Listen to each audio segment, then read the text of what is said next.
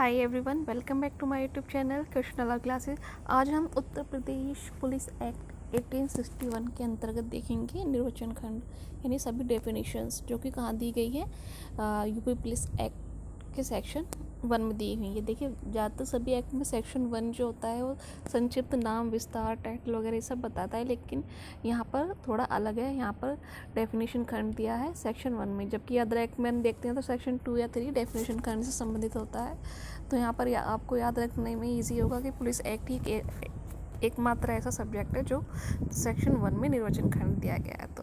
तो सेक्शन 1 के अंतर्गत निर्वचन खंड है, जिसके अंतर्गत जिले का मजिस्ट्रेट, पुलिस साधारण, जिला पुलिस, जिला अधीक्षक, जिला पुलिस अधीक्षक, संपत्ति, व्यक्ति, मांस, ढोर और पुलिस बल के अधीनस्थ पंक्ति आदि शब्द को परिभाषित किया गया है, जिनका संक्षिप्त विवरण निम्नवत है। तो कितनी टोटल 11 डेफिनेशंस दी गई हैं। किस किस की दी गई है पूछ ली जाती है, कौन सी डेफिनेशन पुलिस एक्ट में दी गई है, कौन सी नहीं है। तो 1 मिनट, सॉरी।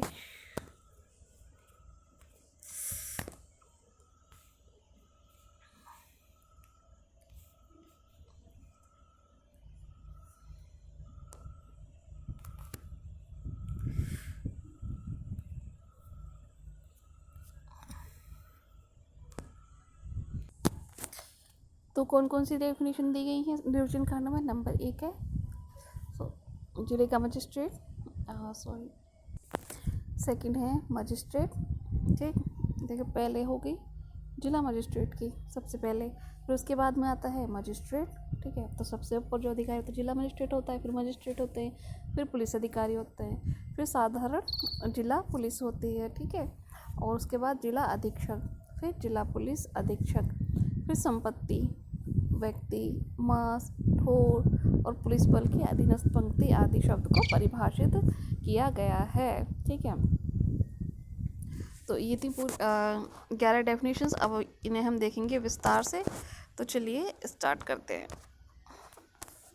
तो सबसे पहले जो जिले के मजिस्ट्रेट की डेफिनेशन है वो इस प्रकार है, 1 की सब क्लोज 1 में दी हुई है कि जिला मजिस्ट्रेट से वह मुख्य अधिकारी विपरीत है जिस पर जिले के कार्यपालिका प्रशासन का भार है। मतलब जो एग्जीक्यूटिव ऑफिस संभालता है, ठीक है, उस पर एग्जीक्यूटिव ऑफिस का भार है, एडमिनिस्ट्रेशन का, वही जिला मजिस्ट्रेट है। और जो मजिस्ट्रेट की शक्तियों का प्रयोग करता है, ठीक है, जो पावर्स उसे मिली है मजिस्ट्रेट की, उनका प्रयोग करता है, चाहे ऐसे कार्यपालिका प्रशासन से बाहरित मुख्य अधिकारी किसी भी अधिवाहन से ज्ञात हो।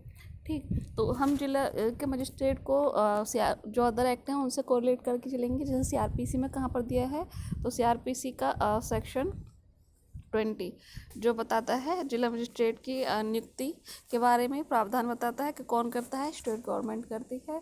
ठीक है, और जिला मजिस्ट्रेट जो होता है जिले का साधारण नियंत्रण पूरे जिले का किसमें, जिला मजिस्ट्रेट में निहित होता है। और जो बाकी कार्यपालक मजिस्ट्रेट होते हैं वो उसके अधीन कार्य करते हैं। ठीक है, उसके बाद आता है मजिस्ट्रेट। तो मजिस्ट्रेट शब्द 1 की सब क्लोज 2 में है। इस शब्द के अंतर्गत मजिस्ट्रेट के सभी या किन्हीं शक्तियों का प्रयोग करने वाला साधारण पुलिस जिले के सभी व्यक्ति आते हैं। ठीक है, तो मजिस्ट्रेट की शक्ति जो भी साधारण पुलिस करती है जिले के सभी व्यक्ति इसमें आते हैं, और इसका भी प्रावधान हम सीआरपीसी के सेक्शन 20 में देखते हैं।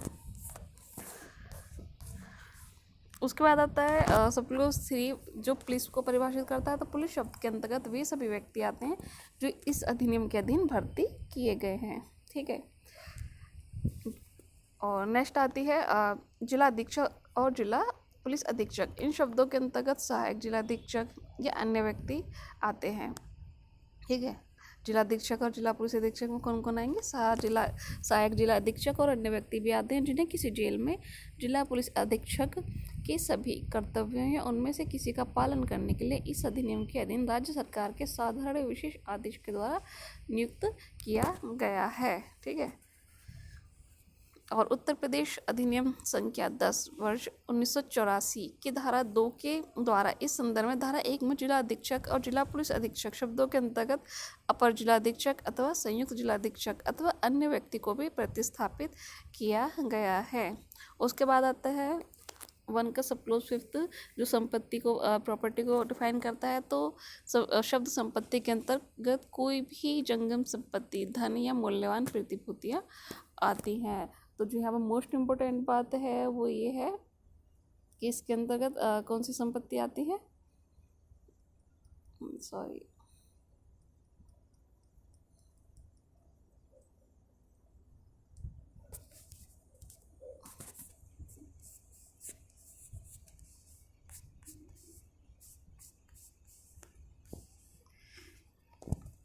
तो जो यहाँ ध्यान देने योग्य बात है वो ये है कि इसके अंतर्गत आती है जंगम संपत्ति। ये पूछ लिया जाता है, प्री के पॉइंट ऑफ व्यू से इम्पोर्टेंट है।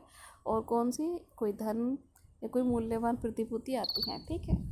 और उसके बाद हम देखते हैं व्यक्ति शब्द। तो व्यक्ति शब्द के अंतर्गत कंपनी या निगम आते हैं, ठीक है। तो ये 2 शब्द इस यहाँ पर आपको ध्यान रखने। ढोर, very most important definition last and very most. ढोर शब्द के अंतर्गत कौन कौन आते हैं, सींग, इसके अंतर्गत सींगों वाले ढोरों के अतिरिक्त, मतलब सींग वाले जितने भी ढोर होंगे वो तो आएंगे ही, उनके अलावा कौन कौन से आएंगे, हाथी, ऊंट, गधे, खच्चर, भेड़ें, बकरियां और सूअर आते हैं, ठीक है।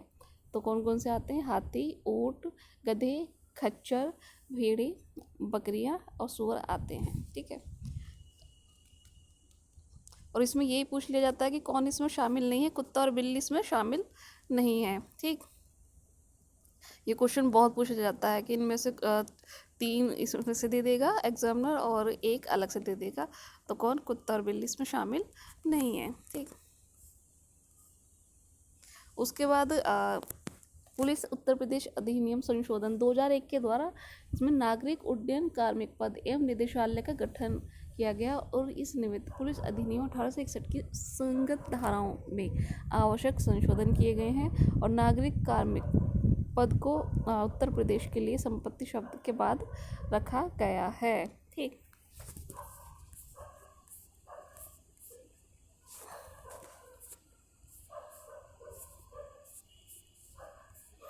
फिर आ जाते हैं हम, ये तो हमारा डेफिनेशन खंड हो गया। इसे हम देखेंगे पुलिस बल का गठन को नेक्स्ट वीडियो में। तब तक के लिए धन्यवाद।